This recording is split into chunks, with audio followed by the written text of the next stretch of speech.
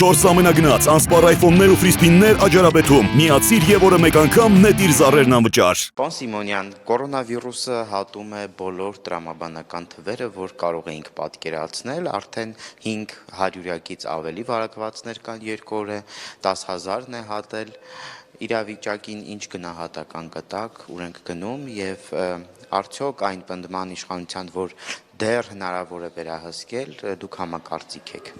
Համակարծիք չեմ, որովհետև այդ թվերը աճում են այն պայմաններում եւ ընդհանուր թեստավորման թվերը նվազում են։ Այսինքն, եթե թեստավորման թիվը նվազում է, իհարկե ոչ դինամիկ, բայց որոշակիորեն տենդենսով, մենք կարող ենք ասել, որ իսկ թվերը աճում են վարակվածների այդ ընթացքում, մենք կարող ենք ասել, որ իրավիճակը գնում է նրան, որ դուրս է եկել վերահսկողությունից եւ այժմ պետությունը պետք է ոչ թե պայքարի իրավիճակը վերահսկելու, այլ դրա հետևանքները վերացնելու դեմ։ Այսինքն, սկսի ռեսուրսները կենտրոնացնել հիվանդանոցների վրա, հիվանդներին ընդունելու, նրանց բուժման, նրանց ընթացքի ապահովում այնպես անել, որ որևիցե մեկը կորոնավիրուսից չմահանա, ինչը հնարավոր մաքսիմալ ձևով կարող է անել։ Ես իհարկե հասկանում եմ, որ դա մաքսիմալիստական երազանք կարող է լինել, բայց կարելի է դրան ձգտելու ամեն ինչ անել այդ ուղղությամբ, անգամ մի հոգեփրկությունը դա ինձ թվում է կարևոր գործիք է, որ կարող անել պետությունը։ Դրա փոխարեն, երբ ջանքը եռանդը հատկացնում է այլ գործերի վրա։ Իսկ ինչ վերաբերում է սովորական կանխարգելիչ միջոցներին, որևիցե մեկը չպետք է դա զանց առնի, կանխարգելիչ միջոցները պետք են, բայց դրանք պետք է նաև այն միջավայրում, որտեղ իմաստ կա դրանք կրել։ Այսինքն ինչ նկատի ունեք, որ այնտեղ որտեղ իմաստ կա անելու։ Այսինքն բարձր ռիսկայնության գոտիներում, այնտեղ որտեղ խնդիր կա, որտեղ քաղաքացիներն անդադ շփվում են մարդկանց հետ, որտեղ որևիցե պարագայում մենք կարող ենք ասել, որ անընդհատ մարդկային հոսք կա եւ պետք է որոշակի պաշտպանություն կայել։ Իսկ այնտեղ որտեղ սոցիալական հեռավորությունը չես կարողանալու պահել, դիմակը անիմաստ է դառնում։ Բազմիցս մեր գործընկերները եւ բժիշկներ եւ տարբեր մասնագետներ նշել են, որ դիմակը կանխարգելում է միայն այն դեպքում, եթե դու պահպանում ես բոլոր կանոնները, այսինքն սոցիալական հեռավորությունը, պահպանում ես հիգիենայի կանոնները, ախտահանումը եւ այլ, նոր ինքը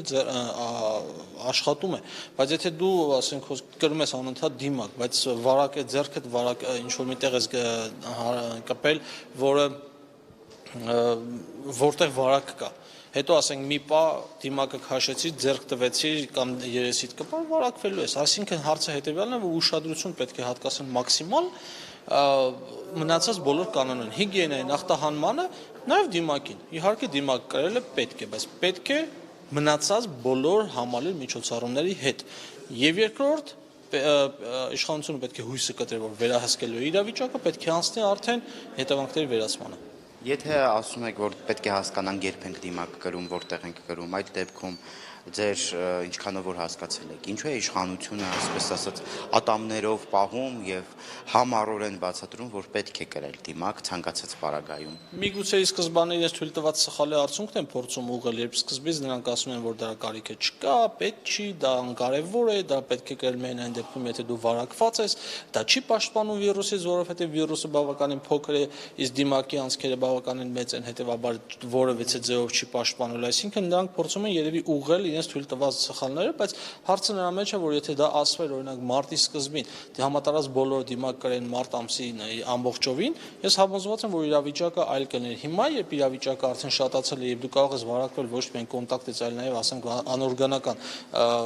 մատերիայի նյութի վրա մնացած մանրէներից ու հարուցիչներից, այդ դեպքում ինձ թվում է իրավիճակը դուրս է եկել հսկողությունից։ Ասում ենք, որ իշխանությունը ի սկզբանե անլուրջ է վերաբերվել եւ սխալներ է թույլ տվել։ Այս պահին ինչպես է աշխատում իշխանությունը, բավարարում է ձեզ կառավարության պարետատան կատարած գործերը։ Այս պահին պարետատունը վազում է իրավիճակի ետևից ու չի հասցնում։ Այսինքն, եթե նրանք բաց են թողնել հնարավոր տարբերակը, որ կարելի է շատ արագ արձագանքել դեմը առնել, որոշակի այլ միջոցառումներ էին իրականացնում, որոնք այդ պահի դրությամբ դրական ու կարևոր չէին այնքան էլ, հետագայում, այսինքն բաց թողնվեց հնարավորությունները, հիմա այդ բաց թողնված հնարավորություններն են փորձում լրացնել ավելի արագ շարժվելով, ավելի ինչ-որ մի բան անելով, բայց հարցը նրան է, որ ժամանակը արդեն բաց է թողնված գնացել է, բայց դեռ ուշ չէ պատրաստվել ընդհանուր հիվանդանոցային ցանցը մեծ թվով հիվանդներ ընդունելու։ Դեռևս կան ռեսուրսներ, դեռևս կա հնարավորություն քաղաքացիներին օժանդակելու որևէ ձև աջակցելու եւ կարելի է ասենք գնալ ես նախքին եւ մեկ առաջարկել է բնակավայր մաքրելով ճանապարհով, այսինքն ամեն մի բնակավայր փորձել հասկանալ, ասենք 960 բնակավայր կա Հայաստանի Հանրապետությունում, եթե Երևանը հանում ենք, մնացած 959-ում կարելի է առանձին բոլորին տեսնել քաղաքացիներին, ովքեր կա թեստավորել, փոքրից սկսելով քաղաքը փակել, այսինքն որտեղ մաքուր է, որտեղ հիվանդ չկա կորոնավիրուսով, քաղաքը փակել, եւս մեկ անգամ թեստավորել 14 օր հետո, հենց քաղաք բնակավայր գնալ, գյուղ հասնել, ասենք Երևանին, վերջում էլ թաղամաս չենք անել, այդ հարցը լուծել, իրականում, այսինքն այդ տարբերակով պետք է լինի, որովհետեւ եթե ընդհանուր երկրի արգելափակումը կանգնեցում, օգուտ չի տալու, որովհետեւ մարդիկ էլի տեղաշարժվում են։ Իսկ մի իրավիճակ է, դու գիտես, որ քաղաքը մաքուր է, այսինքն սպիտակ է ամբողջովին, մենք կարող ենք այդպես անել, որ կարմիր գոտին սպիտակ դառնա հերթով, այսինքն բոլոր բնակավայրերը հերթով դառնան, դա հնարավոր է անել։ Այսինքն այս պարագայում կետային պայքար է պետք հատված մաքրելով գնալ։ Վարչապետը եւ նրա ընտանիքը վարակված են կորոնավիրուսով, բայց Փաշինյանը չի հրաժարվում մասնակցել պարետանտան նիստերին, նրանից հետո բրիֆինգներ է ունենում, եւ բացատրությունն այն է, որ նա ասիմպտոմ վարակագիր է։ Սա ազդակ, այսինքն հասարակությունը ինչպես կարող է ընկալել, երբ վարակագիր մարդը միջավայրը դուրս գալիս եւ այսպես ասած թեպետ հեռավարությունը պահելով, բայց այսինքն մարդիկ նրան տեսնում են։ Այսինքն տեսեք, մարդը կմտածի հետեւյալը, եթե ինձ ասում են ինքնամեկուսացում ցուցում են տալիս, բայց վարչապետը գնում է աշխատանքի, նույն ձևով իր կյանքը շարունակում է, իհարկե ինքը չի կարող այլ ձևով անել, ինքը կարող այլ ձևով անել, նկատի ունեմ, այսինքն կարող է հեռահար, ամբողջը կազմակերպել, որովհետեւ այդ միջոցներն ունի տարբերություն հասարակ քաղաքացիների։ Ես քաղաքացին մոր տեսնում եմ, սկսում եմ մտածել, որ ինքը նույն կերպ կարող է վարվել, այսինքն եթե կարելի է ասիմպտոմ հիվանդ լինելու դեպքում դուրս գալ փողոց ճիշտ հեռավորությունը պահելով, դիմակ կրելով, մարդկանց չբարևելով եւ այլ, բայց արդյունքում ասենք